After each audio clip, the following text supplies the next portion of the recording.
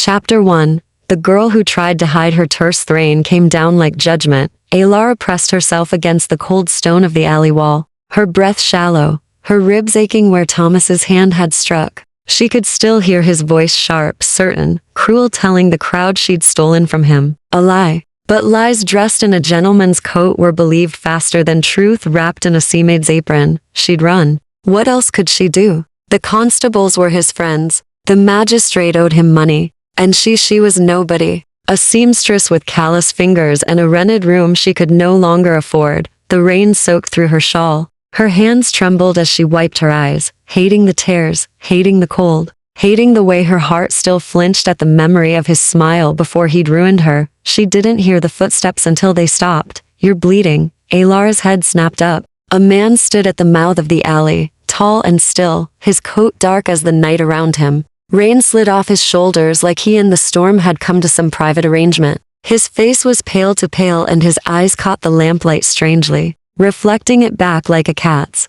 I'm fine, she said, though her voice shook. You're not. He stepped closer, and she noticed he made no sound. No splash of boots in puddles. No scrape of heel on stone. Your lip is split. Your wrist is swelling. And you've been crying. I haven't, don't lie to me. His voice was soft, but it carried weight, command. He crouched before her, graceful and unhurried, and tilted his head. Who did this to you? Alara's breath caught. She should run. She should scream. But his eyes, gray as winter fog, held something she hadn't seen in days. Not pity. Not suspicion. Concern. It doesn't matter, she whispered. It does. Why? The word came out sharp, desperate. Why would you care? He was quiet for a moment, rain falling between them like a curtain. Then he stood and extended a gloved hand. Because you're in danger. And because I'm the only one who can help you. She stared at his hand. I don't know you.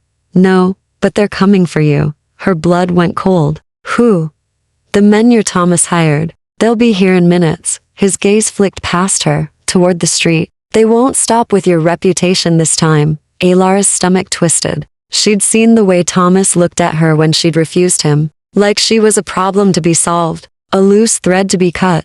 How do you know that? She asked. The stranger's mouth curved, not quite a smile. I know a great many things. Now will you come with me? Or will you wait here and see if I'm wrong? She shouldn't trust him. Every instinct screamed it. But when she heard the distant shout, rough voices, heavy boots, she made her choice. She took his hand. His grip was firm, cool even through the glove, and he pulled her to her feet with startling ease. Stay close, he said. And don't let go. They moved through the rain-slicked streets like shadows, his pace swift but smooth, never stumbling. Alara's lungs burned as she struggled to keep up, her skirts heavy with water, her heart hammering against her ribs. Where are we going? She gasped. Somewhere safe. That's not an answer. It's the only one I have time to give. They turned down a narrow lane, then another, the city folding around them in layers of fog and lamplight. She lost track of direction, lost track of time. Until finally, he stopped before a tall iron gate, black and intricate, woven with symbols she didn't recognize. Beyond it stood a house. No, a manor. Stone and shadow, windows dark, ivy crawling up its walls like veins. This is your home? She asked. For now. The gate opened at his touch, silent on its hinges, and he led her up the path to the door. It too opened without a key. Inside, the air was still and cool, smelling faintly of old wood and wax. Candles lit themselves as they passed, flames flickering to life in wall sconces. Alara stopped. How sit? He gestured to a chair near the hearth, where a fire had begun to burn, though she'd seen no one light it. You're shaking. She was. She sank into the chair, her legs weak, her mind spinning. The stranger removed his coat and draped it over a chair. Beneath, he wore a dark waistcoat, a white shirt open at the throat. His movements were precise, economical, like a dancer or a swordsman. He poured something amber into a glass and handed it to her. Drink. It'll help. She sniffed it. Brandy. She took a sip, the burn steadying her. What's your name? She asked. He hesitated. Lucian. Just Lucian? For now. You say that a lot. His mouth twitched. Almost a smile. He sat across from her, firelight carving shadows across his face. You ask a lot of questions. You dragged me through the rain and brought me to a house that lights its own candles. I think I'm entitled. This time. He did smile. Faint, but real. Fair enough. Elara studied him. His pale skin. His two sharp features. The way he sat utterly still, as if breathing were optional. The way the firelight didn't quite warm him. You're not human, she said quietly. Lucian's smile faded. He leaned forward, elbows on his knees, and met her gaze. No, I'm not. What are you? He held her eyes unflinching. The thing your grandmother warned you about. The thing that hunts in the dark. The thing you should fear. Elara's pulse quickened, but she didn't look away. Then why did you save me? Lucian was silent for a long moment. Rain drummed against the windows. The fire crackled softly, because, he said at last, you were crying, and no one else wiped your tears. Chapter 2. The house that breathes in shadow. Elara didn't sleep. How could she? The chair was comfortable enough, the fire warm, the brandy still humming through her veins. But every time her eyes drifted closed, she saw Lucian's face in the firelight, pale, perfect, inhuman and jolted awake. The thing you should fear. He'd left her alone hours ago, disappearing up a curved staircase without explanation. The house had settled into silence around her, but it wasn't peaceful. The walls seemed to breathe. Shadows moved in corners where the candlelight shouldn't reach. Once, she thought she heard footsteps on the floor above, slow and deliberate. Then nothing. She pulled his coat tighter around her shoulders. It smelled of rain and something else, something cold and faintly metallic, like old coins. When dawn broke, thin and gray through the tall windows, Elara finally stood. Her body ached. Her wrist had swollen purple overnight. But she was alive, and Thomas's men hadn't found her. That had to count for something. She explored cautiously, trailing her fingers along the walls. The manor was elegant in a skeletal way. High ceilings, dark wood, furniture that looked expensive but unused. No dust, no clutter, no signs of life beyond the candles that had burned down to stubs. In the library, she found floor-to-ceiling shelves crammed with books and languages she didn't recognize. On a desk sat a letter, half-written, the ink still wet. She leaned closer. The girl is here. She doesn't know what she's seen. I'll explain when you're awake. Elara spun. Lucian stood in the doorway, dressed in fresh clothes, dark trousers, a charcoal shirt, no coat. He looked exactly as he had last night. Not tired, not rumpled, just still. I didn't mean to pry, she said quickly. Then you wouldn't have read my letter. Her cheeks flushed. I was looking for I don't know answers. And did you find any? No. Lucian crossed to the desk and folded the letter with precise movements, tucking it into a drawer. You won't find them in my correspondence. Then where will I find them? He turned to face her, leaning against the desk. What do you want to know? Everything. What you are. Why. You helped me. What happens now? Those are three very different questions. Start with the first. Lucian studied her for a long moment, his gray eyes unreadable. Then he gestured to a chair. Sit. She did. He remained standing, arms crossed, silhouetted against the window. I'm what your world calls a vampire, he said simply. I've lived for 347 years. I don't age. I don't sicken. I require blood to survive, though not as much as legends suggest. Sunlight won't kill me, but it weakens me considerably. I'm faster and stronger than you. My senses are sharper, and I'm bound by laws you don't understand. Elara's hands gripped the chair. Arms. Laws. House laws. My kind are organized into families, houses, each with territories, hierarchies, rules. I belong to House Ashbourne. We control this city and the lands beyond it. We've kept the peace for centuries. Peace, she repeated. You drink blood and call it peace. His jaw tightened. We don't hunt. We don't kill. We take only what's freely given, and we compensate those who provide it. Blood servants enter contracts. They're paid, protected, treated with respect. It's not the savagery you're imagining, but you could kill, yes, no hesitation. We could, but we don't, because the alternative is war between houses, between our kind and yours, and no one wins that. Elara's mind raced. Vampires, houses, blood servants. It sounded like something from a penny dreadful, except Lucian stood before her, real and solid and impossibly calm. Why did you help me? She asked. If your kind has rules and territories, and contracts, why drag a seamstress off the street? Lucian was quiet. He moved to the window, hands clasped behind his back. Because you were in danger. And because he stopped. Because what? Because you reminded me of someone. The weight in his voice made her chest tighten. Who? Someone I failed to save. He didn't turn around. A long time ago. Ilara stood slowly, her pulse loud in her ears. She crossed to him, stopping a few feet away. I'm not her, I know. Then why? Because I'm tired of failing. He turned, and for the first time, she saw something raw in his expression. Grief, maybe, or guilt. You were crying in an alley, and no one cared. I care, that's all. She didn't know what to say. This creature, this vampire, had saved her life because he was tired of losing people. It was absurd. Impossible. It made her want to trust him. What happens now? She asked quietly. Lucien's expression shuddered. You stay here until it's safe to leave. Thomas and his men will search for you. They'll assume you fled the city or drowned in the river. In a week, maybe 2, they'll move on. And then you go home. Resume your life. Forget this happened. Ilara shook her head. I can't go back. Thomas destroyed my reputation. I have no work, no references. No, her voice cracked. She hated it.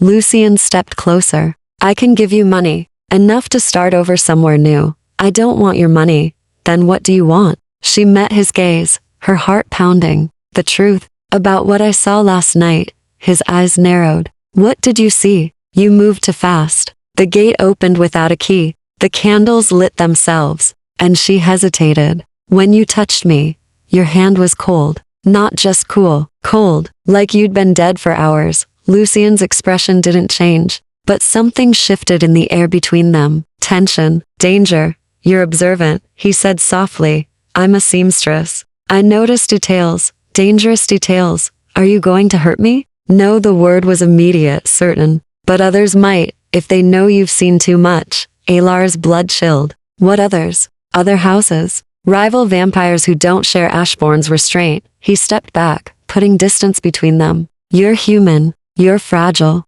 And you've just walked into the middle of a war you don't understand. Then help me understand. Why? His voice sharpened. Why risk it? You could leave, take my money, disappear because I'm already ruined. The words burst out of her, raw and furious. Because Thomas took everything from me, and no one cared. Because I have nothing left to lose. Silence. Lucien stared at her, something unreadable flickering across his face. You have your life, he said quietly. Do I? She laughed, bitter. What life? Hiding in alleys? Running from men who want to? She couldn't finish. Lucien moved before she could blink. He was there in front of her, his hands on her shoulders, careful, controlled. They won't touch you. I won't let them.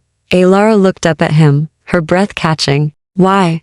His gray eyes held hers. Because you deserve better than this world has given you. And for the first time in days, Ilara believed someone. Chapter 3. The habits of the undead. Ilara stayed, not because she had nowhere else to go, though that was true, but because Lucien had looked at her like she mattered. Like her ruin wasn't her fault. Like she was worth protecting. She told herself it was temporary. A week, maybe 2. Just until Thomas gave up searching. But as days folded into each other, she began to notice things. Lucien didn't eat. She'd cooked herself meals in the vast, spotless kitchen, bread, cheese, apples from a basket that never seemed to empty, and he never joined her. He'd sit across the table with a glass of dark wine, watching her with those unsettling gray eyes. But he never drank it. You're staring, she said one evening, pulling apart a roll. You chew differently when you're nervous. Her hands stilled. I'm not nervous, liar. But his voice was gentle. She set the bread down. Don't you get hungry? Yes. Then why don't you eat? Because food doesn't sustain me. He swirled the wine in his glass. This is for show. A habit from when I was human. It tastes like ash now. Ilara's stomach twisted. What does sustain you? You know the answer. She did. But hearing him say it aloud made it real in a way she wasn't ready for. She pushed her plate away, appetite gone. Lucien's expression softened. I feed once a week. From a blood servant who comes at midnight. You won't see it. You won't hear it. And she leaves unharmed, well paid, and content. Content, Ilara repeated. How can anyone be content with that? Because I don't hurt her. I don't take more than she offers. And I give her something in return: protection, money, healing if she needs it. It's a transaction. Nothing more. But you could hurt her. I could. His gaze didn't waver. But I don't. Control is the difference between a vampire and a monster, Alara wanted to argue. Wanted to find the flaw in his logic. But she'd seen his restraint, the way he never touched her without permission. The way he kept his distance even when the room was small. Do you miss it? She asked quietly. Being human? Lucien was silent for a long time. The candles flickered. Rain began to tap against the windows. Every day, he said finally. I miss the sun on my face. I miss tasting food. I miss sleep, real sleep, not the death stillness that takes me at dawn. He set the glass down. But I don't regret what I am. Only how I became it. How did you? His jaw tightened. That's a story for another night. She didn't push. But she filed the pain in his voice away. Another piece of the puzzle that was Lucien Ashbourne. She began to track his routines. He disappeared every morning just before sunrise, retreating to some locked room on the 3rd floor. She'd tested the door once, solid oak, no give. He didn't emerge until dusk, looking exactly as he had the night before. No sleep must hair, no pillow creases, just the same controlled stillness. He never startled, never yawned, never fidged. Had it unnerved her. One evening, she found him in the library, reading by candlelight. She'd thought he might prefer lamplight, but he seemed to favor the older flames. Can I ask you something? She said from the doorway. He glanced up. You're going to regardless. She smiled, despite herself. Why candles? You could light the whole house with lamps. Candles are quieter. He closed the book. Something in Latin, she noticed. They don't hiss or smoke the way lamps do. And the flame is steadier, predictable. You like predictable. I like control. He stood, setting the book aside. When you've lived as long as I have, chaos becomes exhausting. Alara stepped into the room. Is that why you saved me? To control something? No, he frowned. You're not something to control. Then what am I? The question hung between them. Lucien studied her, his expression unreadable. You're someone who deserves better, he said finally. And someone I can't seem to stop worrying about. Her breath caught. Why? I don't know. He turned away, running a hand through his dark hair, the first restless gesture she'd seen from him. You should keep your distance from me, Alara. I'm not safe. You haven't hurt me. Not yet. Do you want to? He spun back, eyes flashing. No, but want and instinct are different things. Every time you're near me, I can hear your heartbeat. I can smell the warmth of your blood. And part of me, the part that isn't human anymore, wants to sink my teeth into your throat and drink until you're empty. Alara should have been terrified, should have run, but she stood her ground, meeting his gaze. But you don't. No, because you have control. Yes, then I'm safe. Lucien laughed, a short, bitter sound. You have too much faith in me. Maybe. She crossed to him, closing the distance he'd put between them.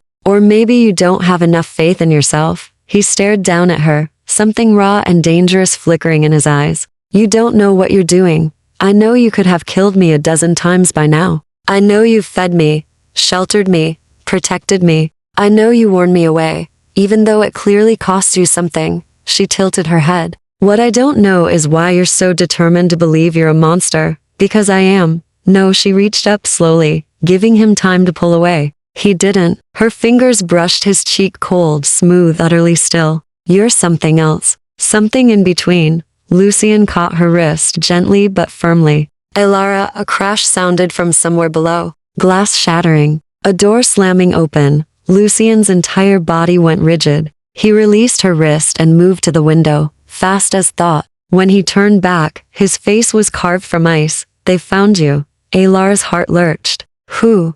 Thomas's men. 3 of them. His voice was cold, controlled, deadly. They're in the entrance hall. How someone talked. A servant, a shopkeeper, it doesn't matter. He crossed to her, gripping her shoulders. Listen to me. Go to the 3rd floor. The room at the end of the hall. Lock the door. Don't open it for anyone but me. What are you going to do? His smile was sharp, humorless. What I'm good at. Fear spiked through her. Lucien, go. Now. Voices echoed from below. Rough, angry, demanding. Where is she? We know she's here. Lucien's eyes darkened, literally darkened. The gray swallowed by something black and endless. Go, Alara. She ran. Up the stairs. Down the hallway. Heart pounding against her ribs. Behind her, she heard Lucien's voice, calm, cold, utterly controlled. Gentlemen. You're trespassing. Then a scream. and Alara locked the door, pressed her back against it, and prayed to a god she wasn't sure existed, that the vampire downstairs wouldn't become the monster he feared he was. Chapter 4. The price of protection. The silence was worse than the screaming. Alara stood frozen behind the locked door, her pulse roaring in her ears, every muscle tense for flight. She'd heard the first man scream raw, terrified, then nothing. Just the sound of something heavy hitting the floor. Then footsteps, slow, deliberate. Another voice, younger, pleading. Please, we didn't know. Sound like wind rushing through trees. A wet thud. Silence again. Alara's hands shook. She pressed them against the door, as if she could hold back whatever was happening downstairs. She'd told him she wasn't afraid. She'd touched his face and called him something other than a monster, but now she heard what a vampire could do when control slipped. Minutes crawled past. Or hours. Time felt liquid, unreliable. Finally, footsteps on the stairs. Steady, unhurried. They stopped outside the door. Alara, Lucien's voice, calm, controlled. It's safe now. She didn't move. Alara, please. Her hand found the lock, turned it. The door swung open. Lucien stood in the hallway, lit by a single candle. His shirt was torn at the shoulder, his hair disheveled, but otherwise he looked exactly as he always did, composed, still. Except for his eyes, they were black, completely black, like ink spilled across paper. And when he blinked, they didn't quite clear, just faded to a dark gray shot through with shadows. Are you hurt? He asked. Alara shook her head, unable to speak. Good. He stepped back, gesturing toward the stairs. Come. We need to leave. What happened? Her voice came out hoarse. I stopped them. Did you? She couldn't finish. Kill them? No. His mouth tightened. Though they'll wish I had when they wake. I damaged them enough that they won't remember this house or how they got here. They'll wake in an alley across the city with broken bones and fractured memories. Nothing more. Nothing more, she repeated. You broke their bones. I protected you. His voice sharpened. What did you expect me to do? Invite them for tea? I don't know. The words burst out of her. I don't know anything anymore. You tell me you have control, that you're not a monster, and then I hear. She pressed her hands to her face. God. What was I thinking? Trusting you? Lucien flinched. Actually flinched, like she'd struck him. You're right, he said quietly. You shouldn't trust me. You should have run the moment you saw what I am. He turned toward the stairs. Pack your things. I'm taking you somewhere safe. Where? Away from me. Something in his voice, flat, defeated, made her chest ache. She grabbed his arm. Wait. He stopped, but didn't turn. I'm sorry, she whispered. I'm not afraid of you. I'm afraid of what could happen. It's different. Is it? He glanced back, and his eyes were clearer now, nearly gray again. You heard what I did. You know what I'm capable of. I know you didn't kill them when you could have. I know you're standing here, arguing with me, instead of just throwing me over your shoulder and dragging me out. She squeezed his arm. I know you still care what I think. Lucien was silent for a long moment. Then he pulled free, gently but firmly. Get your things. We leave in 10 minutes. They fled through the rain-slicked streets like ghosts, Lucien leading her down alleys and through courtyards she'd never seen. He moved with purpose now, all his careful stillness replaced by something urgent. Where are we going? Alara gasped, struggling to keep pace. A safe house. One Thomas's people will never find. How do you know? Because it belongs to another house. She nearly stopped. You're taking me to more vampires? To vampires who owe me favors? He glanced back. Trust me.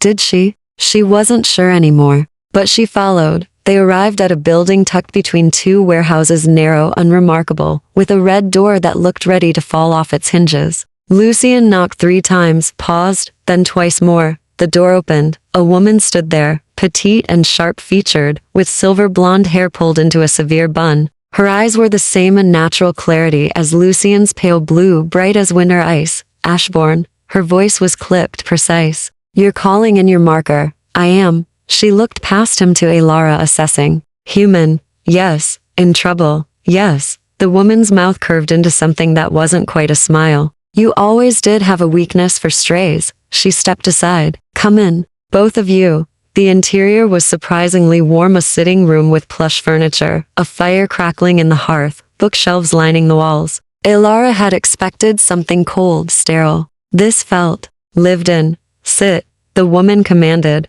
gesturing to a sofa. I'll make tea. Alara blinked. Tea? I like the ritual. The woman disappeared through a doorway. Lucian sat stiffly in a chair by the fire. He looked exhausted. Alara realized. Not physically, he never looked physically tired, but something in his posture had crumbled. Who is she? Alara whispered. Vivian Corday. House Belmont. She controls the docks and the trade routes. He rubbed his eyes. We have an agreement. I helped her eliminate a rival 30 years ago. She's owed me a favor ever since, and you're using it for me. Yes. Why? He looked at her, and for once, there was no control in his expression. Just raw honesty. Because I'm out of options. Thomas knows where I live. His men will talk eventually, no matter what I did to their memories. And if they come back, if they bring more, he stopped. I can't protect you and maintain the peace. Not alone. Alara's throat tightened. What are you saying? I'm saying you've become a liability. To me, to House Ashbourne, to the balance we've maintained for 200 years. His voice was steady, but his hands gripped the chair arms. I should send you away. Compel you to forget. Erase myself from your memory and let you start over. But you won't. No, he met her eyes. Because I'm selfish. And because you're the first person in a century who's looked at me like I'm still worth saving. Before Alara could respond, Vivian returned with a tea tray. She poured 3 cups with practiced efficiency, handing one to Alara. Drink. You look half dead. She settled into her own chair, crossing her legs. Now, explain why I'm harboring a human who's apparently started a gang war. Lucian gave her the facts, Thomas, the false accusations, the hired thugs. Vivian listened without interruption, sipping her tea. When he finished, she set her cup down with a soft click. So, a scorned merchant with delusions of power thinks he can threaten House Ashbourne by harassing a seamstress. Her smile was cold. How quaint. I need you to keep her safe, Lucian said. A week. Maybe 2. Until I can neutralize Thomas. Neutralize. Vivian's eyebrow arched. We're not allowed to kill humans, Ashbourne. The Accords. I won't kill him. I'll ruin him. The way he ruined her. Vivian studied him for a long moment. Then she looked at Alara. And you? What do you want? Alara's hands tightened around her cup. I want my life back. That's not possible. Not anymore. Then I want. She stopped, the words catching. What did she want? Safety, justice, revenge. No. She looked at Lucian, and the truth settled into her bones. I want to understand, she said quietly. Your world, the rules, the houses, everything. Vivian's smile widened. Dangerous curiosity. I'm already in danger. Fair point. Vivian stood. Very well. You can stay. But if you want to survive in our world, little seamstress, you'll need to learn quickly. She glanced at Lucian. I assume you'll be teaching her? Lucian's jaw tightened. Yes. Good. Because the moment she walked through my door, she stopped being just your problem. Vivian's eyes glittered. She became leverage. And leverage in our world is everything. Chapter 5. Lessons in Blood and Power. Lara woke in a room she didn't recognize. For a panicked moment, she couldn't remember where she was. Then it came back. Vivian's safe house. The narrow bed with soft sheets. The window overlooking a quiet courtyard. She'd fallen asleep in her clothes, too exhausted to care. Gray morning light filtered through the curtains. She sat up, wincing at the stiffness in her shoulders, and noticed a tray on the bedside table. Bread, cheese, fruit. A note in precise handwriting. Eat. You'll need your strength. Valara ate mechanically, her mind racing. Leverage, Vivian had said. She'd become leverage the moment she'd stepped into this world. But leverage for what? Against whom? A soft knock interrupted her thoughts. Come in, she called. Lucian entered, closing the door behind him. He looked exactly as he had last night. No sleep, no change of clothes, just the same controlled stillness. But something in his expression had shifted, resolved itself. Vivian wants to speak with you, he said. When you're ready. About what? The rules. He moved to the window, hands clasped behind his back. If you're going to stay in this world, even temporarily, you need to understand how it works. The laws that govern us. The consequences of breaking them. Alara set her plate aside. And you? Will you be there? Yes. Good. She stood, smoothing her wrinkled skirts. Because I have questions. And I want honest answers. His mouth twitched. Almost a smile. I'd expect nothing less. Vivian waited in a study lined with maps and ledgers. She sat behind a mahogany desk, looking every inch the merchant Queen Lucienne had implied she was. When they entered, she gestured to chairs. Sit. This will take time. Alara sat. Lucienne remained standing, leaning against the wall like a sentinel. Vivian folded her hands on the desk. You want to understand our world? Very well. Lesson 1. Hierarchy. There are 5 great houses that control this region: Ashbourne, Belmont, Thorn, Draven, and Sable. Each has territories, resources, and power. We maintain the peace through a system of accords agreements made 300 years ago when the alternative was extinction. Extinction? Alara asked. Human uprisings. We'd grown careless, feeding indiscriminately, turning humans without consent. They fought back, nearly destroyed us. Vivian's expression was grim. The accords changed everything. We agreed to limit our numbers, feed only from willing donors, and never turn a human without permission from all 5 houses. In exchange, we were allowed to exist. Who enforces these rules? We do. The House Lords meet once a year in the Night Court. We settle disputes, negotiate territories, and punish violations. She paused. The punishments are severe. Death usually, sometimes worse. Alara's stomach turned. What's worse than death? Being stripped of your house and exiled. For a vampire, that's a fate worse than any execution. Vivian's gaze flicked to Lucienne. Isn't that right, Ashbourne? Lucienne's jaw tightened, but he didn't respond. Alara looked between them. What does that mean? It means Lucienne knows what it's like to lose everything, Vivian said. Don't you? Vivian. Lucienne's voice was low, warning. She deserves to know who she's trusting. That's my story to tell. Not yours. Vivian shrugged. Then tell it. Silence stretched between them. Alara watched Lucien's face, saw the war playing out behind his eyes, the desire to protect his secrets versus the need to be honest. Finally, he spoke. I wasn't born into House Ashbourne. I was turned during the wars, before the Accords. My maker was reckless, violent. He turned dozens of humans without permission, fed without restraint. When the House Lords discovered what he'd done, they executed him. And the rest of us, his progeny, were given a choice. Death or exile. But you're still here, Alara said softly, because House Ashbourne took me in. Their lord at the time saw potential in me. He taught me controlled discipline, the laws that keep us civilized. In return, I swore loyalty to his house. Lucienne's gaze met hers. I've spent 3 centuries proving I'm not the monster my maker was, that I deserve the second chance I was given. Alara's chest ached. Is that why you're so controlled? Why you push people away? Yes, because you're afraid you'll prove them right. Lucienne didn't answer, but the pain in his eyes was confirmation enough. Vivian cleared her throat. Lesson 2. Blood bonds. When a vampire feeds from the same human repeatedly, a connection forms. The human becomes attuned to the vampire, can sense their emotions, sometimes their location. The vampire in turn becomes protective, possessive. It's not love, it's biology. Alara's pulse quickened. Why are you telling me this? Because Lucienne saved your life, sheltered you, fought for you. That creates a bond, whether either of you acknowledges it or not. Vivian's gaze was sharp. And bonds make you vulnerable. I haven't fed from her, Lucienne said sharply. No, but you've bled for her. Vivian gestured to his torn shirt. You were injured last night. I can smell it. Lucienne's hand moved to his shoulder, where the fabric was torn. Alara hadn't noticed in the chaos, hadn't seen him hurt. It's healed, he said. That's not the point. The point is, you put yourself in danger for a human. That's not control, Ashbourne. That's attachment. She's under my protection. She's become your weakness. The words hung in the air like a blade. Alara felt them settle into her bones, heavy and undeniable. Is that true? She asked quietly. Am I making you vulnerable? Lucienne was silent for a long moment. Then, yes. The honesty of it stole her breath. Then why keep protecting me? Because I choose to. Even if it costs you. Yes.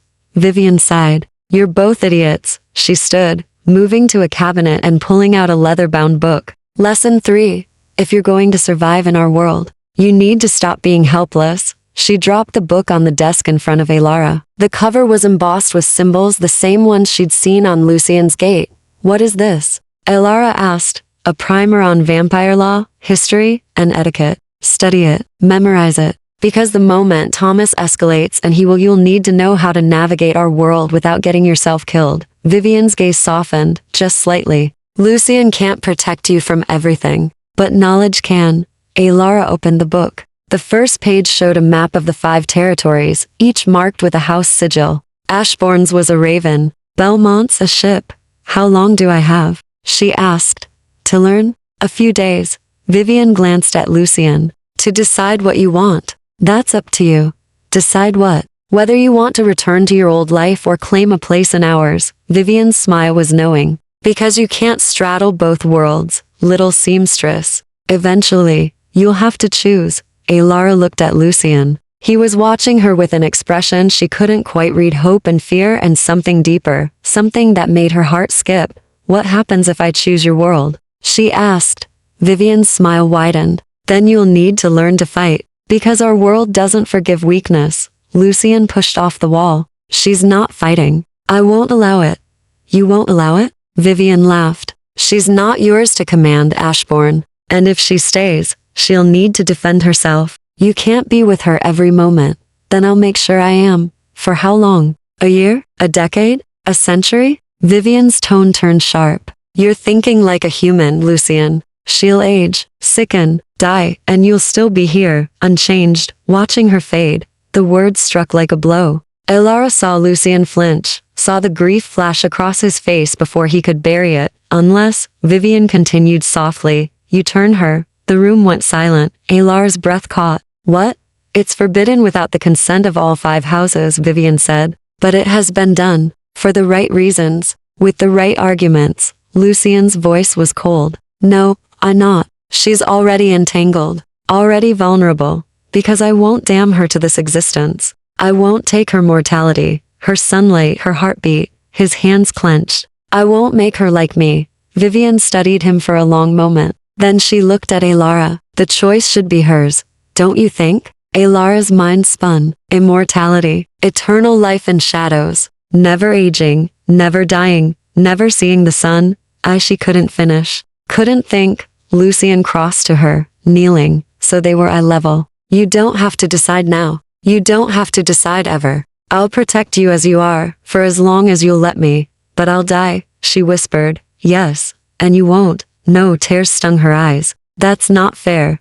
No, he agreed. It's not. She reached out, cupping his cold cheek. Teach me everything. Not because I want to become like you, but because I want to survive long enough to figure out what I want. Lucian closed his eyes, leaning into her touch. All right. And Alara knew in that moment that she'd already made her choice. She just didn't know it yet. Chapter 6. When secrets surfaced, nights blurred together. Alara spent her days studying the leather-bound book Vivian had given her, absorbing vampire law like a language she'd always have known. The accords, the territories, the delicate balance of power that kept the houses from tearing each other apart. And at night, Lucian taught her, not how to fight, not yet. First, he taught her how to see. Vampires move differently, he explained one evening in Vivian's training room, a sparse space with wooden floors and mirrored walls. We're faster, but we're also more deliberate. Watch.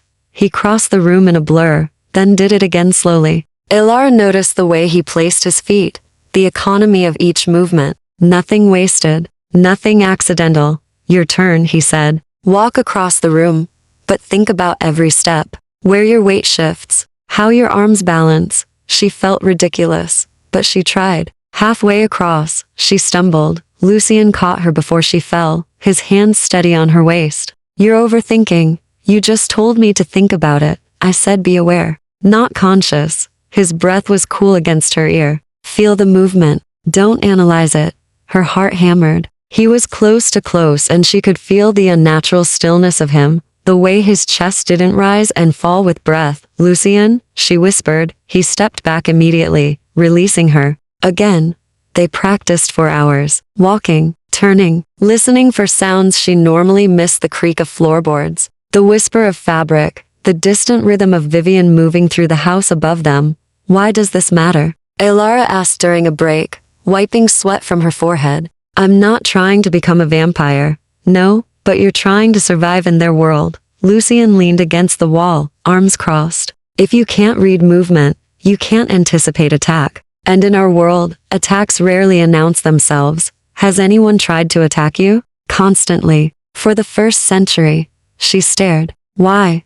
Because I was an outsider. A stray taken in by Ashbourne. Some vampires saw me as a threat. Others saw me as weak, easy prey. His expression darkened. I learned to read violence the way you read fabric. Every tension in a shoulder. Every shift in weight. It kept me alive. Alara's chest tightened. I'm sorry.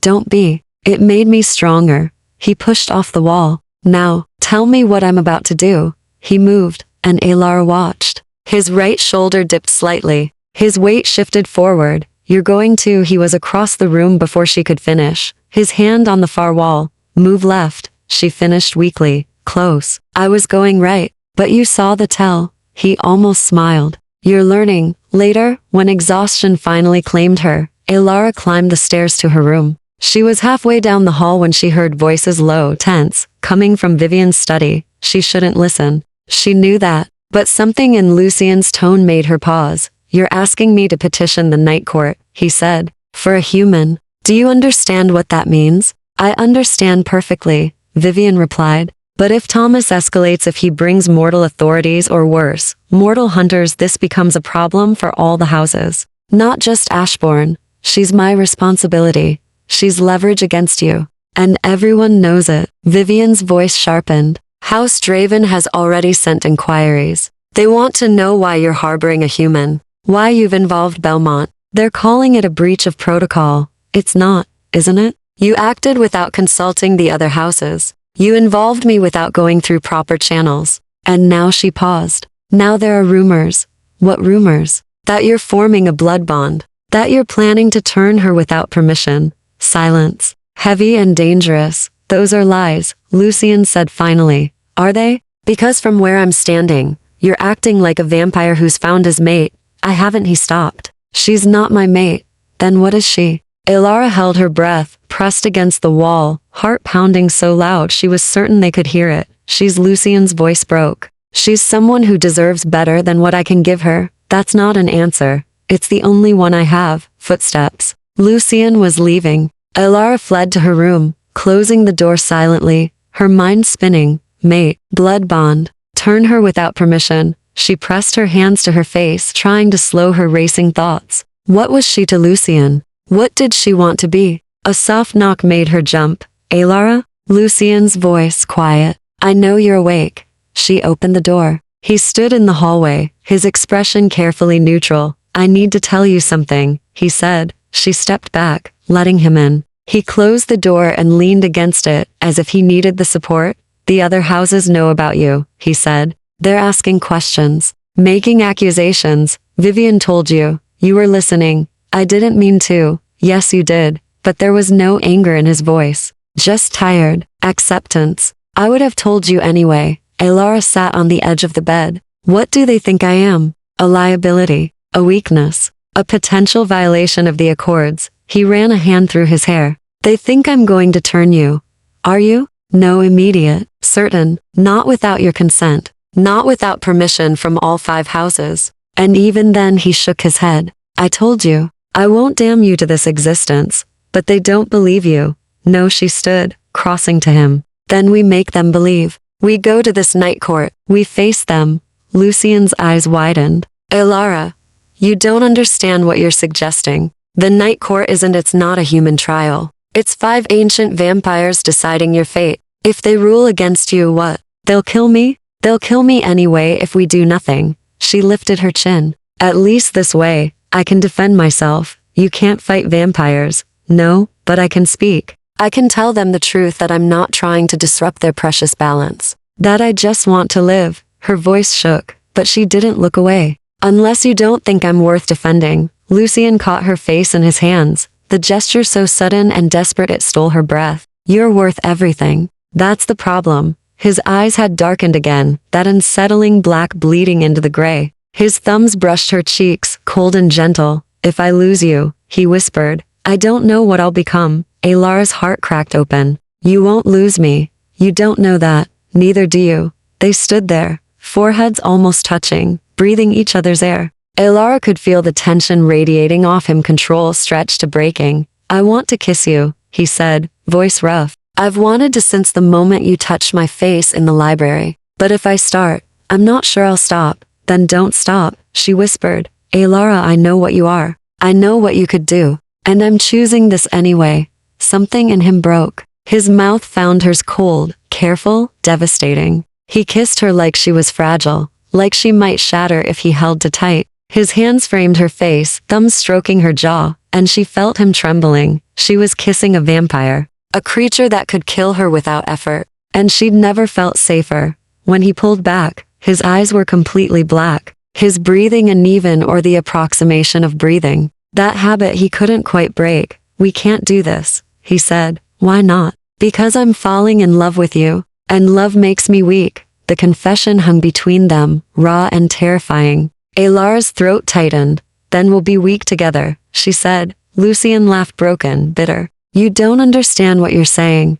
I understand that I've lost everything. My reputation, my livelihood, my old life. The only thing I have left is this. She pressed her hand to his chest, where a heart no longer beat. Whatever this is between us. And I'm not giving it up just because it's dangerous. He caught her hand, holding it against his chest. If the houses rule against you, then we'll face it. Together, together, he repeated, like testing the word. Then he pulled her close, wrapping his arms around her, and Alara felt the tremor that ran through him, fear and hope and desperate aching need. Outside, thunder rumbled. A storm was coming, and Alara knew, with bone-deep certainty, that it wasn't the weather she should fear. Chapter 7. The night the attack came. 3 nights later, Alara woke to the sound of breaking glass, and Vivian's voice, sharp with command. Ashbourne. They're here. She was out of bed before her mind caught up, heart slamming against her ribs. Lucian burst through her door, already moving. Stay behind me, he ordered. Who? House Draven. 4 of them. More glass shattered downstairs. Heavy footsteps. A woman's voice, cold and cutting. We know you're harboring her, Belmont. Hand over the human and we'll leave peacefully. Vivian's response was sharp as a blade. You break into my home and speak of peace? Get out.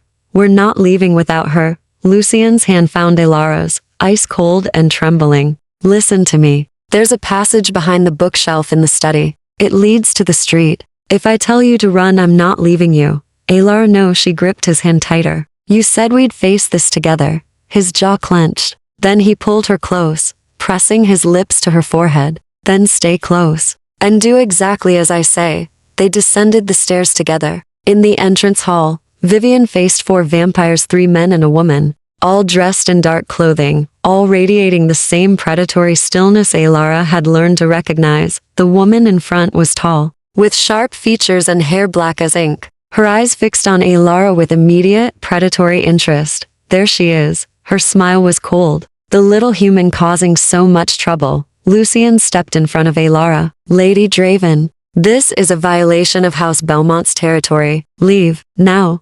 Lady Draven's smile widened. Lord Ashbourne, how protective you've become. Tell me, is she worth breaking the accords for? I've broken nothing.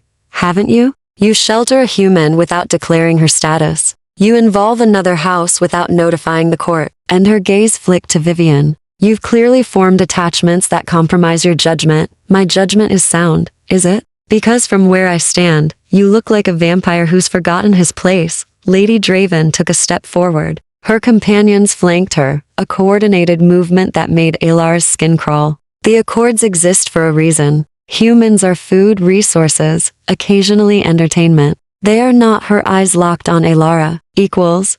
Rage flashed across Lucian's face. She's under my protection. Your protection means nothing if you're in violation. Lady Draven gestured lazily. Step aside, Ashbourne. This doesn't concern you anymore. Like hell it doesn't. The temperature in the room dropped. Vivian moved to Lucian's left, her posture deceptively casual. But Alara could see the tension in her shoulders, the way her fingers flexed. You're outnumbered, Draven, Vivian said quietly. 2 against 4 isn't odds I'd take. Who said it was just 4? More footsteps. From the shadows of the hallway emerged 3 more vampires, moving with that same eerie coordination. 7 against 2, Alara's breath caught. Lucian's hand tightened on hers. Last chance, Lady Draven said. Give us the human. We'll take her to the night court. Let them decide her fate. No, Lucian said flatly. Then you've chosen your side. Lady Draven's smile vanished. Attack. Everything happened at once. The Draven vampires moved like water, flowing around Vivian and Lucian with inhuman speed.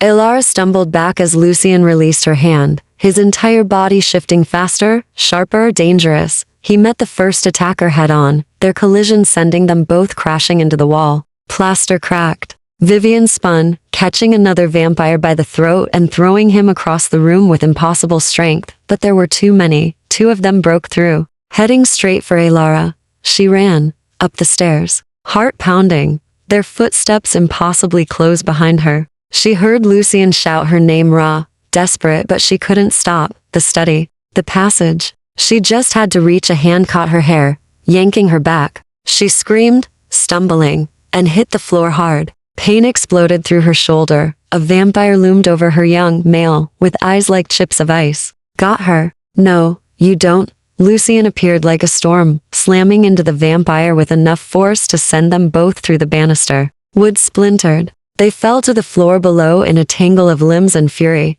Elara scrambled to her feet, dizzy, her shoulder, screaming. Another vampire was coming up the stairs. She looked around wildly. The candelabra. She grabbed it, heavy iron and sharp points, and swung with everything she had. It connected with the vampire's skull. He stumbled, more surprised than hurt, and she swung again. This time she aimed for his throat, driving the pointed end forward like Lucian had shown her. The vampire caught it, twisted it from her hands, grabbed her wrist and squeezed until she felt bone creak. Clever girl, he hissed, but not clever enough. Then his head snapped back, blood spraying. Vivian stood behind him, her hand literally through his chest. Touch her again, Vivian said pleasantly, and I'll rip out your spine. She withdrew her hand, and the vampire collapsed, gasping. Vivian grabbed Elara's arm. Move. They ran together, down the hall, into the study. Vivian shoved the bookshelf aside, revealing a narrow passage. Go, she ordered. What about Lucian? He'll follow. Go. Elara hesitated. Below, she could hear fighting crashes, shouts, the wet sound of flesh tearing. Then Lucian's voice, cutting through the chaos. Enough. The fighting stopped. Elara moved to the doorway, peering down. Lucian stood in the center of the ruined hall, holding Lady Draven by the throat. His eyes were completely black, his face inhuman with rage. You want her? He said, voice like gravel. You'll have to kill me first. Lady Draven smiled, even with his hand at her throat. Careful, Ashbourne. That sounds like a blood oath. Then consider it made. Silence. Heavy. Dangerous. Lady Draven's smile faded. You're serious. Completely. A blood oath over a human. The court will never. The court can try me if they want, but they'll have to get through me first. He squeezed slightly, and Lady Draven's breath hitched. And through Belmont. And through every vampire who remembers what the accords actually mean, that we protect the innocent, that we don't prey on the helpless, that we're better than the monsters humans think we are. She's not innocent, Lady Draven rasped. She's a threat to our secrecy. She's witnessed nothing but our restraint, our control, our honor. Lucian's voice dropped, lethal. The only threat here is you. Breaking into a neutral house, attacking without provocation, trying to abduct a protected human. Lady Draven's eyes narrowed. Protected by whom? You haven't declared her status. I'm declaring it now. Lucian released her, stepping back. As of this moment, Elara is under formal protection of House Ashbourne. Any vampire who harms her answers to me. Any house that challenges this answers to the Night Court. You're invoking formal protection over a mortal? One of the other Draven vampires laughed. That hasn't been done in a century. Then it's overdue. Lucian's gaze swept the room. Leave, now, before I decide attacking my ward is grounds for execution. Lady Draven straightened, smoothing her clothes. Blood stained her collar. Lucian's or hers. Elara couldn't tell. This isn't over, she said quietly. No, it's not. But the next move is the court's, not yours. Lady Draven studied him for a long moment. Then she gestured to her companions. We're leaving. They filed out, silent and swift. The door closed behind them with a soft click. The silence that followed was deafening. Vivian exhaled, long and slow. You just declared formal protection. Do you understand what you've done? Yes. You'll have to defend it before the court. Argue why a human deserves such a status. I know. And if they refuse, they won't. Lucian turned. his eyes finding Alara at the top of the stairs. The black was fading, replaced by gray streaked with exhaustion. Because I won't give them a choice, Alara descended slowly, her legs shaking. When she reached the bottom, Lucian pulled her into his arms, holding her so tightly she could barely breathe. You swung a candelabra at a vampire, he murmured against her hair. You said to be aware. I was aware he was trying to kill me. He laughed broken, almost hysterical. You're insane. I learned from you. He pulled back, cupping her face. Are you hurt? My shoulder, my wrist. Nothing serious. His thumb brushed her split lip, and his expression darkened. I should have killed them. You didn't. Because you have control. Because you give me control. His forehead pressed to hers. God, Alara, if they'd taken you they didn't, but they could have. They will try again, then we'll be ready. Vivian cleared her throat. Hate to interrupt, but we have a bigger problem. Lucian just invoked formal protection. That means he has to present her to the night court within the week. And they'll want answers about her, about why she's worth protecting, about what he intends to do with her. Lucian's jaw set. Then we'll give them answers. What answers? Alara asked. He looked at her, something fierce and terrified in his eyes. The truth. That you're not just some human I'm protecting. He stopped. Couldn't finish. Vivian finished for him. You're his mate. Whether either of you admits it or not, and Alara realized with startling clarity that she'd been falling in love with a vampire, and he'd been falling right back. Chapter 8. The weight of what we become. They left Vivian's safe house before dawn, Lucian insisted. Too many people knew where they were now. Too many eyes watching. He brought Alara to another property smaller, older, tucked into the hills outside the city where fog clung to the trees like ghosts. It belonged to my maker, he said as they entered, before he was executed. House Ashbourne. Let me keep it as a reminder. A reminder of what? What happens when you lose control. The house was sparse but clean. Stone floors, narrow windows, a fireplace that looked like it hadn't been used in decades. Alara set her small bag down, her body aching from the fight, her mind still spinning. Mate. Vivian had called her Lucian's mate. Are you hungry? Lucian asked, moving to the kitchen. Not really. You should eat. You lost blood. She touched her lip where it had split again during the fight. It's nothing. It's not nothing. He returned with bread, cheese, water. Set it on the table with the careful precision she'd come to recognize. Please. She sat, ate mechanically while he watched, perched on the edge of the table like a bird of prey. You called me your ward, she said finally. Yes. What does that mean? Exactly? Lucian was quiet for a moment. It means you're under my formal protection. Any vampire who harms you commits an act of war against House Ashbourne. It's the highest status a human can hold in our world, short of being turned. Why didn't you tell me you were going to do that? Because I didn't know I was going to. He ran a hand through his hair, the gesture almost human in its frustration. When Lady Draven had you when I heard you scream, he stopped. I would have burned down every house to keep you safe. The declaration was the only thing that would make them back off. But now you have to defend it. Before the night court. Yes. And if they say no? His jaw tightened. Then I forfeit my place in House Ashbourne. I become rogue. Exiled. Alara's stomach dropped. You'd lose everything. I'd lose you if I didn't act. That's worse. She sat down. Her bread, appetite gone. Lucian?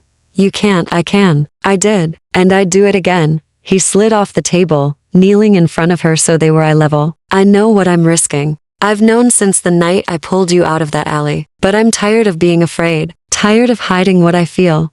What do you feel? He took her hands, his touch ice cold. Like I've been walking through centuries alone. And you're the first person who's made me want to stop. Alara's throat tightened. I'm mortal, Lucian. I'll age. I'll die. And you will love you anyway. For however long I have you. The word love hung between them, fragile and fierce. Alara's eyes burned. That's not fair to you, she whispered. Life isn't fair, but it's mine, and I choose this. I choose you. She pulled him close, burying her face in his shoulder. He held her, silent and still, and for a long moment they just breathed together, or she breathed, and he remembered how. What happens at the night court? She asked finally. They'll question you. Ask why you deserve protection. Why I've risked the accords for you. He pulled back, brushing hair from her face. You'll have to be honest. Tell them everything, Thomas. The attack, how we met. They'll look for deception, for signs you're manipulating me. Am I? No, but they won't believe that easily. His thumb traced her jaw. They'll try to intimidate you. Some will call for your death just to test my resolve. You have to stay calm. Answer their questions. Don't show fear. I'm terrified. I know. But you're also brave. Braver than any vampire I've met. He smiled faintly. You hit one with a candelabra. Despite everything, she laughed. I was desperate. You were magnificent. The warmth in his voice made her chest ache. She cupped his face, feeling the unnatural coolness of his skin, the sharp line of his jaw. What if they ask what I am to you? She whispered. I'll tell them the truth. Which is? His eyes met hers, gray and endless. That you're the reason I remember what it means to be alive. They spent the next 3 days preparing. Lucian drilled her on vampire law, house politics, the names and temperaments of each lord. Lord Ashbourne, his patron, was fair but strict. Lady Belmont Vivian would support them, but Lady Draven was hostile, Lord Thorne unpredictable, and Lord Sable cared only for maintaining order. 3 votes to win, Lucian explained. Ashbourne and Belmont will likely vote in your favor. But we need a third, and we need to convince them you're not a threat. How do I prove that? By being exactly who you are, honest, brave, human. He paused. They'll expect you to beg, to plead. Don't. Stand your ground. Make them see you as more than prey. Elara practiced her testimony until her voice went hoarse. Practice standing under Lucian's scrutiny, answering his questions without flinching. He was relentless, pushing her, testing her, until she wanted to scream, but she understood why. The night court wouldn't be gentle. On the 3rd night, Lucian found her in the garden, staring at the stars. He sat beside her on the stone bench, close, but not touching. You ready? He said quietly.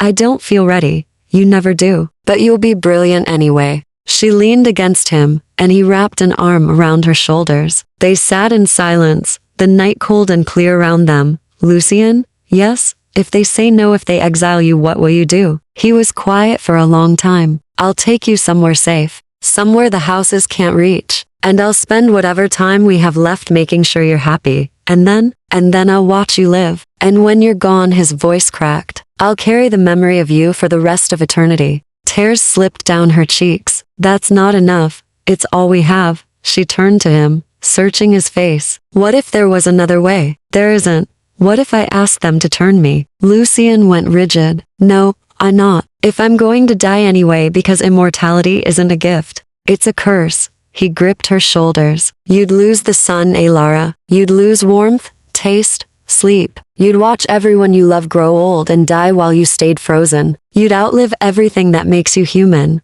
But I'd have you. You'd have a shell of me. The monster I'm trying not to become. You're not a monster. I would be. If I turned you. If I damned you to this existence just because I'm too selfish to let you go. His eyes were black again, drowning in grief. I love you too much to destroy you. Elara's heart shattered. And I love you too much to leave you alone. The confession hung between them, raw and irrevocable. Lucian closed his eyes, pressing his forehead to hers. Don't ask me to turn you. Please. I can't. I'm not asking. Not yet.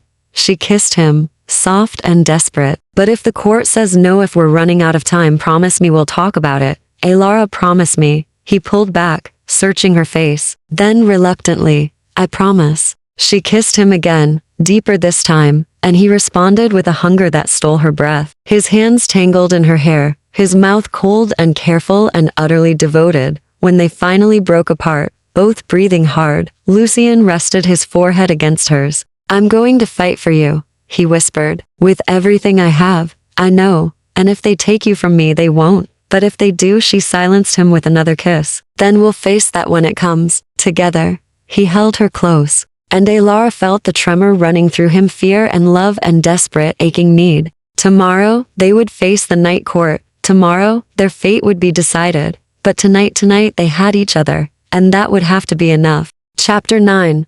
The Night Court's judgment. The Night Court convened in a cathedral that had been abandoned by mortals for centuries. Elara stood at the entrance, staring up at the Gothic arches, the broken stained glass windows that let in shards of moonlight. Lucian's hand was steady on the small of her back, but she could feel the tension radiating through him. Remember, he murmured. Don't show fear. Answer honestly. And no matter what they say, I'm with you. She nodded, Though her throat was too tight to speak, Vivian waited inside, dressed in midnight blue that made her look like royalty. She inclined her head as they approached. "The lords are assembled," she said quietly. "Draven's been poisoning opinions all week. Thorn is undecided. Sable wants this over quickly." Her pale eyes met Alara's. "Show them steel, little seamstress, not submission." Alara squared her shoulders. "I will." They entered together. The cathedral's nave had been transformed. 5 thrones stood in a semicircle, each occupied by a figure that radiated age and power.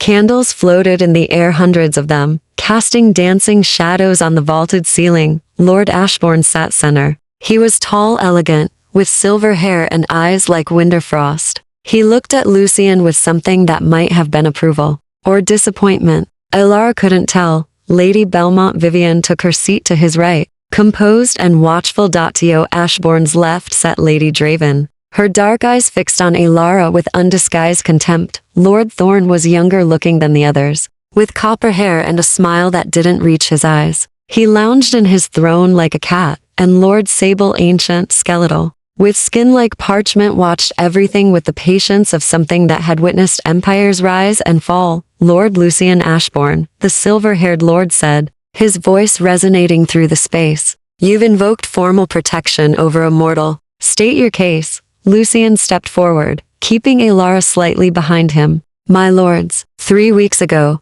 I encountered this woman fleeing mortal persecution. She'd been falsely accused, her reputation destroyed by a man who sought to possess her. She was injured, hunted, vulnerable. I offered sanctuary." "Sanctuary," Lady Draven interrupted. "Or imprisonment?" Lucian's jaw tightened. "She remained of her own will, did she? Or did you compel her?" "I don't compel, so you say." Lady Draven leaned forward. "But we've all heard the rumors, Ashbourne, that you've formed attachments, that you're compromised by mortal emotion. My emotions don't compromise my judgment, don't they?" She smiled coldly. "Then why invoke formal protection? Why risk your position for one insignificant human?" Lucian's hands clenched. Before he could respond, Lord Ashbourne raised a hand. "Peace, Draven. We're here to evaluate, not antagonize." His gaze shifted to Alara. "Step forward, child." Alara's heart hammered, but she obeyed. She walked past Lucian, into the center of the semicircle, 5 ancient vampires staring down at her like gods deciding a mortal's fate. "What is your name?" Lord Ashbourne asked. "Alara." Her voice came out steadier than she'd expected. "Alara Thorn." Lord Thorn perked up. "Thorn, any relation?" "No, my lord." "Common name." He settled back, disappointed. "Why do you seek our protection?" Lord Ashbourne continued. "I don't, my lord." Lord Lucian offered it. A ripple of surprise went through the assembly. Lady Draven's eyes narrowed.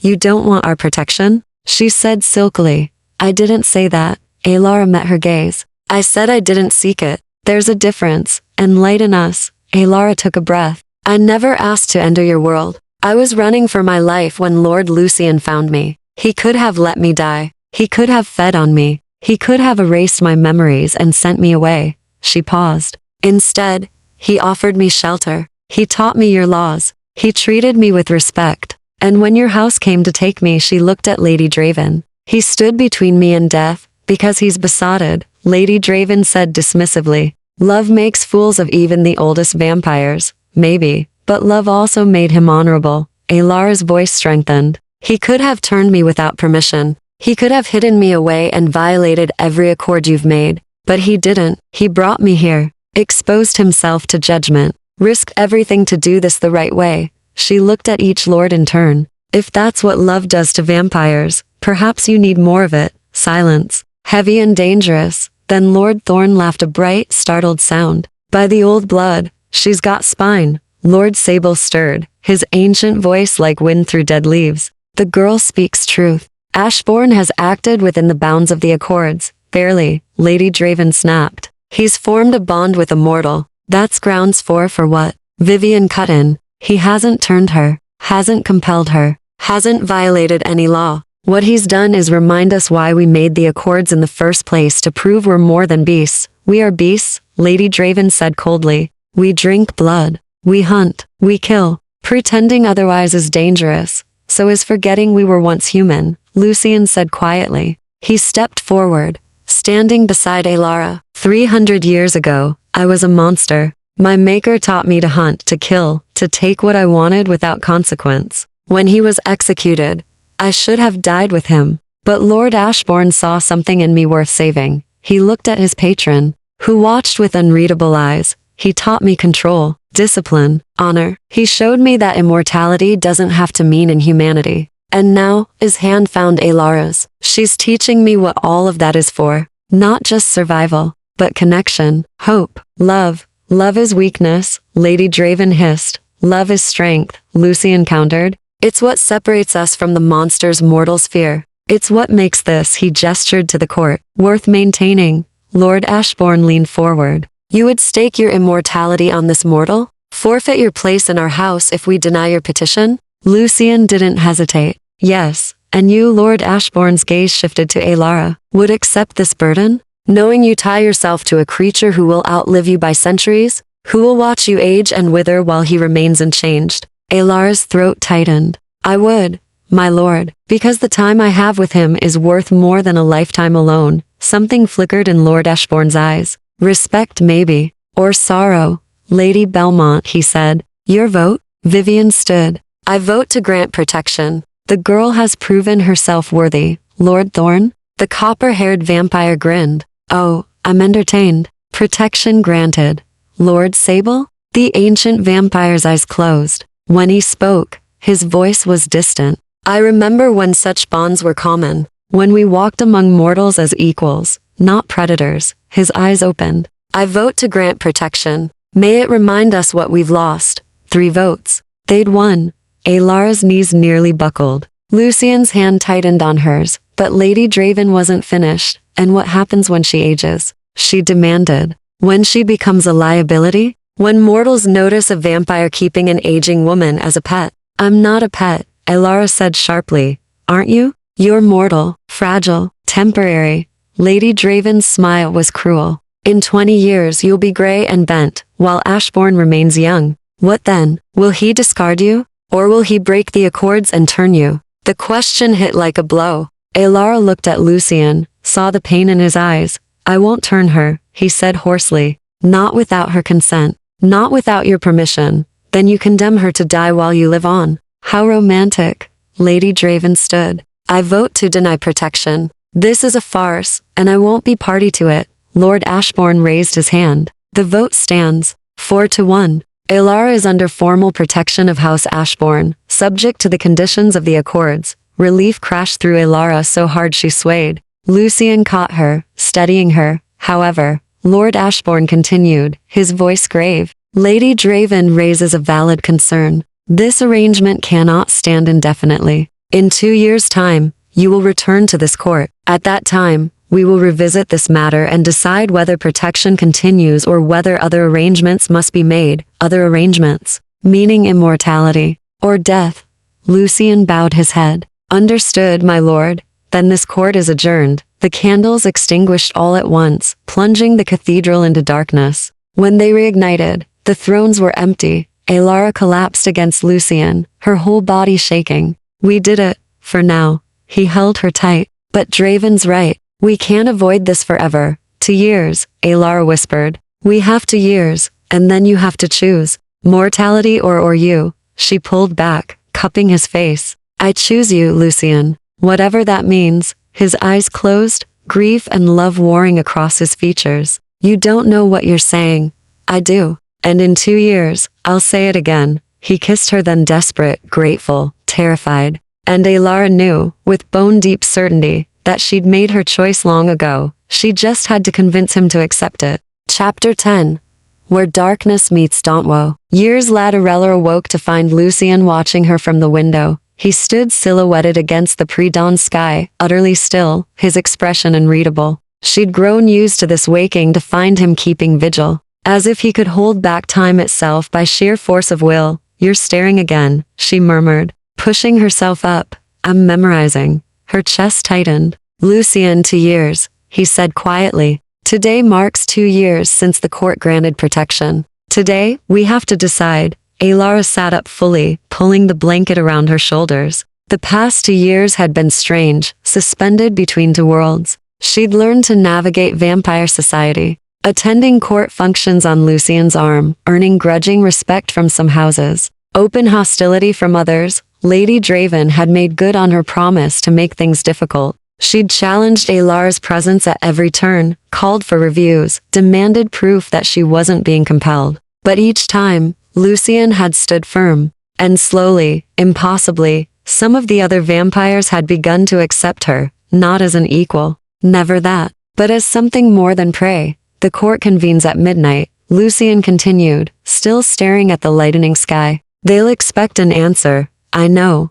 And you've decided? Alar crossed to him, bare feet, silent on the cold stone floor. She wrapped her arms around him from behind, pressing her cheek to his back. I decided 2 years ago, she said. You're the one who keeps hoping I'll change my mind. His hands covered hers, ice cold. Because I want you to be sure. I am sure. You're 28, Alara. You have a lifetime ahead of you, marriage, children, growing old in the sun. I can't give you any of that.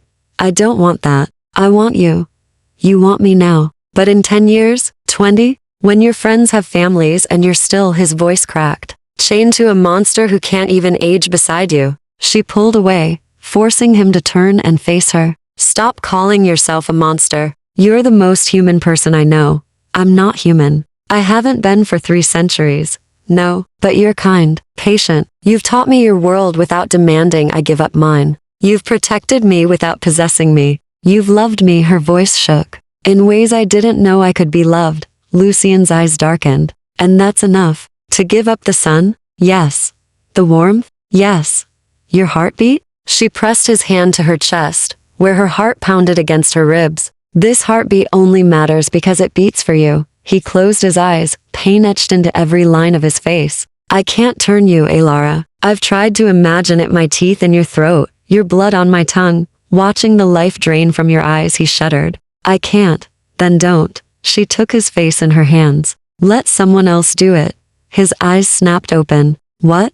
Vivian offered. Months ago. She said if I was serious, if I truly wanted this, she would turn me. With the court's permission, Lucien stared at her, something like betrayal flickering across his face. You've been planning this? Behind my back? Not behind your back. I knew you'd try to talk me out of it. And I needed to know it was possible. That there was a way forward that didn't destroy you. He pulled away, pacing. Vivian would turn you. And then what? You'd be bound to her house. Not mine. We'd be together. That's all that matters. It's not that simple. Blood bonds, house politics, loyalty, Lucien. Her voice cut through his spiral. I've spent 2 years learning your world. I know what I'm asking for. I know what I'm giving up. And I'm still choosing this. I'm still choosing you. He stopped, his back to her. Why?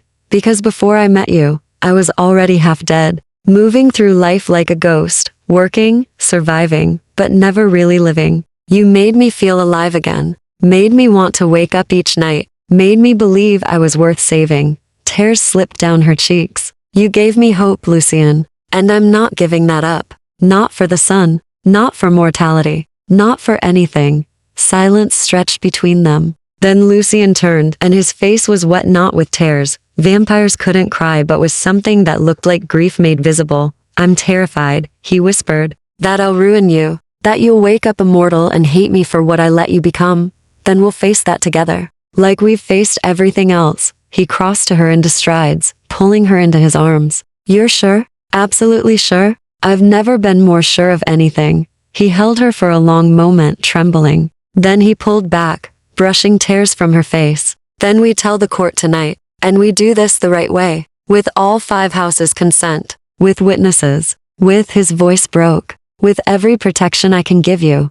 Alara smiled through her tears. That's all I've ever wanted. They arrived at the cathedral as the moon reached its zenith. The court was assembled. The same 5 lords on their thrones, the same floating candles casting dancing shadows. But this time, there were others, vampires from each house, dozens of them, gathered to witness. Vivian stood to one side, dressed in crimson. She caught Alara's eye and nodded once. Lord Ashbourne spoke first. Lord Lucien, you requested this assembly. State your purpose. Lucien's hand tightened on Alara's. My lords, 2 years ago, You granted this woman protection. Tonight, she comes before you, seeking a different status, immortality, Lady Draven said flatly. How predictable. With respect, my lady, it's her choice, not mine. Lord Ashbourne's gaze shifted to Alara. Is this true? You seek to be turned? Alara stepped forward. Her voice didn't shake. Yes, my lord. You understand what you're asking? The pain of transformation? The loss of your humanity? The centuries of darkness ahead? I do. And you do this willingly? Without compulsion, coercion, or false promises. I do this for love, my lord, and for the chance to build a life in this world. Your world. Lord Thorne leaned forward, intrigued. And which house would claim you? House Belmont, Vivian said, stepping forward. If the court permits, I will turn her. She'll be bound to my house, not Ashbourne's, to avoid any appearance of impropriety. Murmurs rippled through the assembled vampires. Lady Draven's expression was thunderous. You would create a vampire out of love? She demanded. That violates everything the Accords stand for. The Accords permit turning with consent, Vivian countered. She's given hers, freely, repeatedly, witnessed by multiple houses. And what of Ashbourne? This is his pet project. I'm not his pet, Alara said sharply. I'm his partner, and I'm asking for the same rights you all enjoy. The right to choose my own fate. Lord Sable's ancient voice drifted through the cathedral. The girl speaks with courage, rare in mortals, rarer still in those seeking immortality. His eyes found hers. Tell me, child, what will you do with eternity? Alara met his gaze. Learn, grow, help bridge the gap between your world and mine. Prove that vampires and humans can coexist as more than predator and prey. Noble words. But eternity is long. Ideals fade, maybe, but love doesn't. Not if it's real. Lord Ashbourne stood. I've heard enough. The question before us is simple. Does this woman deserve the gift of immortality? Does she understand the cost? And will her turning benefit our society or endanger it? He looked at each lord in turn. Lady Belmont. Your vote? I grant consent. She's proven herself worthy. Lord Thorne? The copper-haired vampire grinned. Absolutely. I want to see what she becomes. Lord Sable. I grant consent. May her courage inspire us all. 3 votes. They needed one more. Lord Ashbourne's gaze settled on Lady Draven. And you, my lady? She stood, her face cold. This is a mistake. In a century, she'll be another bitter immortal, angry at the world, a liability to us all. Her eyes found Alara's. But I won't deny her the right to make her own mistakes. I grant consent. Alara's knees nearly buckled. Lucian caught her, holding her upright. Lord Ashbourne inclined his head. Then it's unanimous. Alara will be turned, bound to House Belmont, and granted all rights and responsibilities of our kind. He looked at Vivian. When? Tonight? If she's ready. I am, Alara said immediately. Vivian's smile was approving. Then let's begin. The assembled vampires formed a circle, ancient and solemn. Vivian led Alara to the center, with Lucian following. This will hurt, Vivian warned quietly. More than you can imagine. But I'll be with you through all of it. I know. And when you wake, when you're immortal, your first instinct will be to hunt, to feed. You'll need an anchor, someone to pull you back from the edge. She glanced at Lucian. That will be him. Lucian stepped closer, taking Alara's hand. I'll be right here. The whole time. Alara looked into his eyes, gray and endless and full of terrified love, and smiled. Then I'm ready. Vivian's hand cupped her neck, gentle. Close your eyes, little seamstress. When you open them again, you'll be something new. Alara's last thought as a mortal was simple. I choose this. I choose him. I choose forever. Then Vivian's fangs pierced her throat, and the world dissolved into fire.